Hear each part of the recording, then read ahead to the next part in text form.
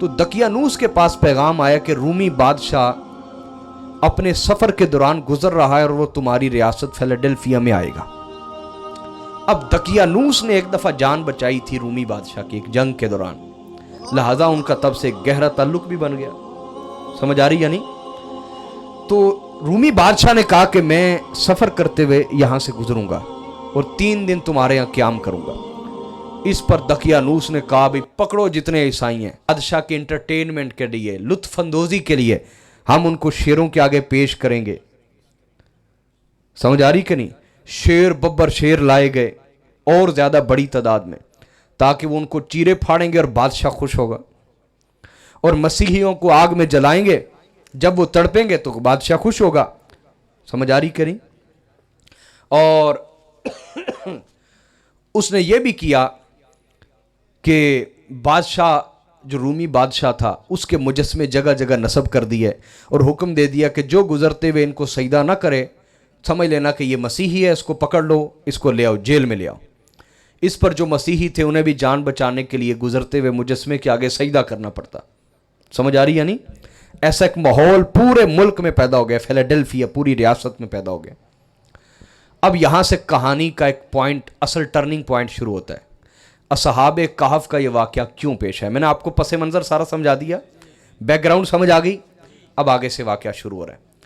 ہوا یہ کہ چونکہ وہ روزانہ ظلم دیکھتے تھے، 6 کے 6 وزیر جو تھے بادشاہ کے روزانہ ظلم دیکھتے کہ مسیحیوں پہ ظلم ہو رہا ہے، ان کا قتل عام ہو رہا ہے، ان کو شیروں کے آگے پیش کیا جا رہا ہے، ان کو آگ میں جلایا جا رہا ہے، روزانہ کوڑے مارے جا رہے ہیں، جیلوں میں سڑ رہے ہیں، بھوکے پیاسے، کوئی پوچھنے والا نہیں۔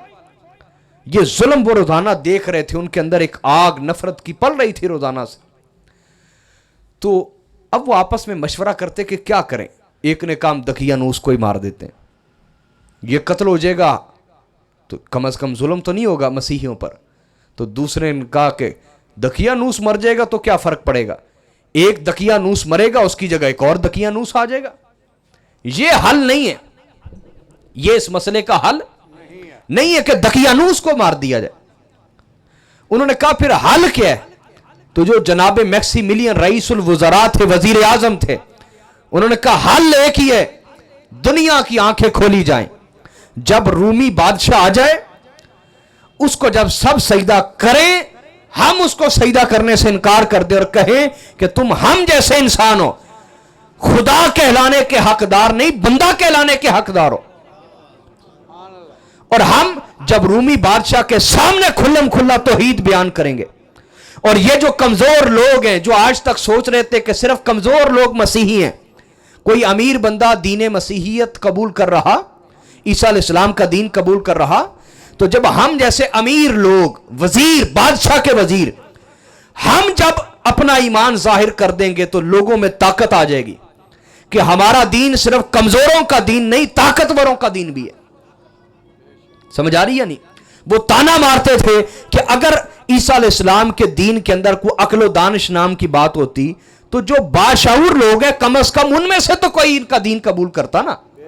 یہ سارے کمزور لوگ، مزارے لوگ، دہاڑی دار لوگ، مزدور طبقہ، غریب طبقہ، اسی نے ابھی تک حضرت عیسیٰ کا دین قبول کیا تھا، اور کوئی بھی علماء میں سے، بادشاہ کے متقربین میں سے، قریبی لوگوں میں سے، وزیروں میں سے، باشعور لوگوں میں سے، امیر طبقے میں سے ابھی تک کسی نے بھی حضرت عیسیٰ کا دین قبول نہیں کیا۔ تو وہ تانا بھی مارتے تھے۔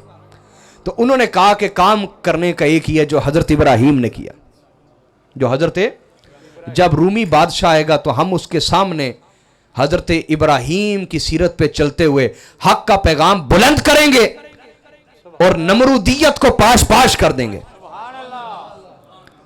ان سب نے اتفاق کر لیا۔ انہوں نے کہا بھئی اس کا انجام تو جانتے ہیں نا؟ کہا جی موت ہے، سب کو پتہ ہے اس کا انجام کیا ہے، موت۔ تو دقیانوس کو مار دیں گے تب بھی موت آنی، اس سے بہتر ہے کہ ہم دقیانوس کو نہ ماریں، رومی دین ہی ٹکڑے ٹکڑے کر دیں تاکہ اللہ کا دین، حضرت عیسیٰ کا دین غالب آ جائے۔ سمجھ آئی بات یا نہیں آئی؟ اب اس پر جشن منایا گیا بہت بڑے پیمانے پر، بہت بڑے پیمانے پہ جشن ہوا۔ رومی بادشاہ آیا، بڑی شان و شوکت سے اس کا استقبال ہوا۔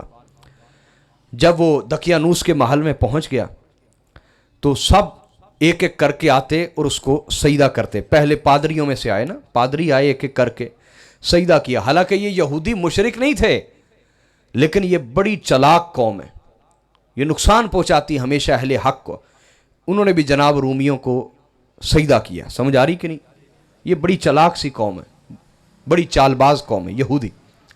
اب اس پر باری آ گئی کہ بادشاہ کیا وزیر حاضر ہوں. تو جو سب سے پہلے وزیر تھے, وزیر اعظم جناب میکسیملین, کیا نام ان کا؟ جناب میکسیملین رحمۃ اللہ علیہ. ان کو بلایا گیا کہ وزیر اعظم اور بادشاہ کے داماد جناب میکسیملین تشریف لائیں. اب وہ آئے تو وہ آ کے کھڑے ہو گئے, سجدے میں نہ گئے بادشاہ کے سامنے, سجدے میں وہ سب ایک دوسرے کو دیکھنے لگ گئے کہ یہ ہو کیا رہا ہے, یہ سجدے میں کیوں نہیں گئے بادشاہ کے آگے.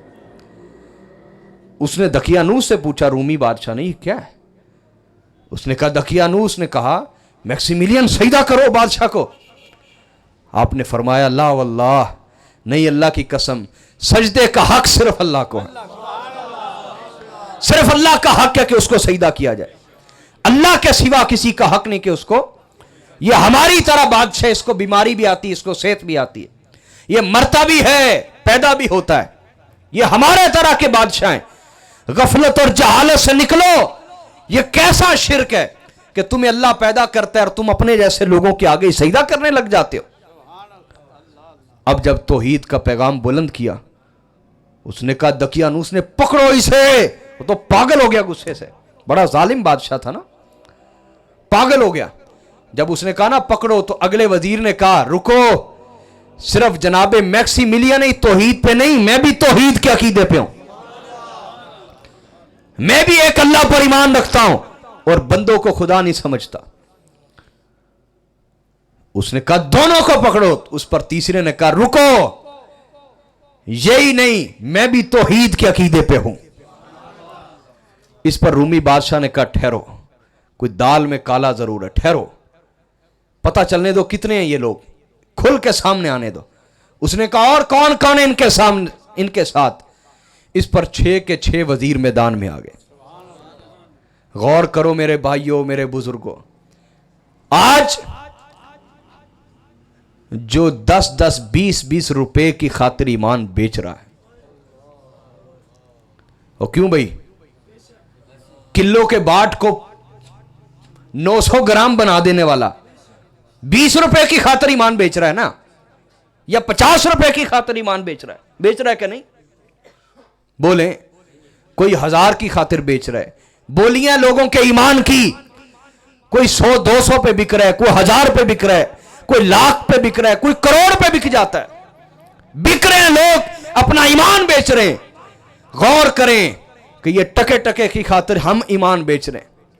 اور وہ حضرت عیسیٰ علیہ السلام کے پیروکار, ان کے پاس وزارتیں تھیں, اور وہ پاکستانی وزارتیں نہیں تھیں کہ 5 سال کے بعد جمہوریت کا دور اگلا شروع ہو جاتا تھا. نہیں, وہ جب ایک وزیر بن گیا, مرتے دم تک وہ وزیر ہے. اس کی نسلیں بھی پروٹوکول میں رہتی تھی. سمجھ آ رہی یا نہیں آ رہی؟ وہ تو سدا بہار کی بادشاہت تھی, 6 کے 6. اور جو ان میں رئیس الوزراء تھے, وزیر اعظم جناب میکسیملین, وہ تو وزیر اعظم تھے, اور پاکستانی وزیر اعظم نہیں, ہمیشہ کے وزیر اعظم جب تک زندگی ہے. سمجھ آ رہی کہ نہیں؟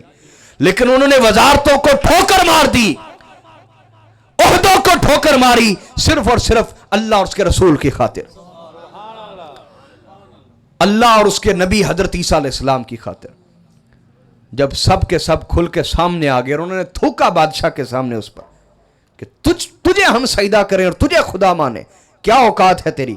کل تو پیدا ہوا ہے اور کل مر جائے گا, تجھے ہم سجدہ کریں اور تجھے خدا مانے.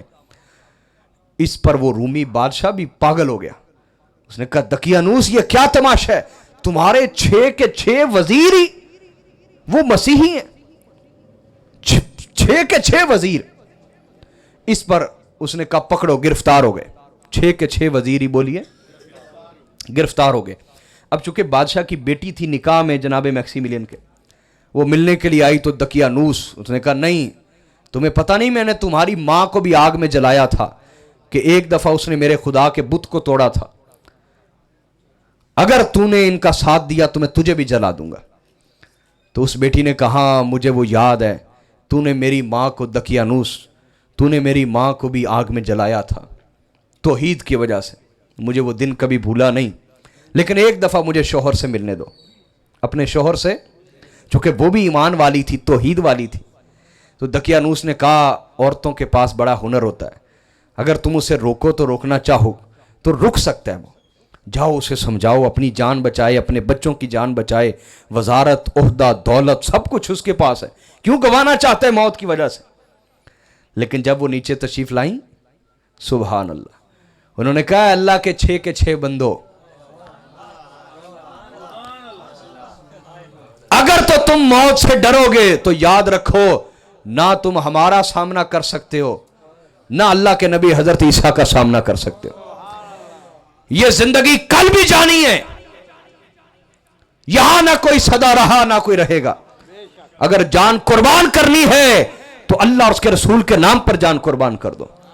میں تمہیں کہنے آئی ہوں خبردار تم میں سے کوئی اپنے عقیدے سے پیچھے ہٹا، اگر کوئی ہٹا تو یاد رکھو میں عورت ہوں، میں اس کو پھر اس شہر میں، اس پوری ریاست میں عزت کے ساتھ رہنے نہیں دوں گی، دنیا میں بھی ذلیل ہوگا اور آخرت میں بھی اللہ اور اس کے رسول کے سامنے ذلیل ہوگا، لہذا قائم رہنا۔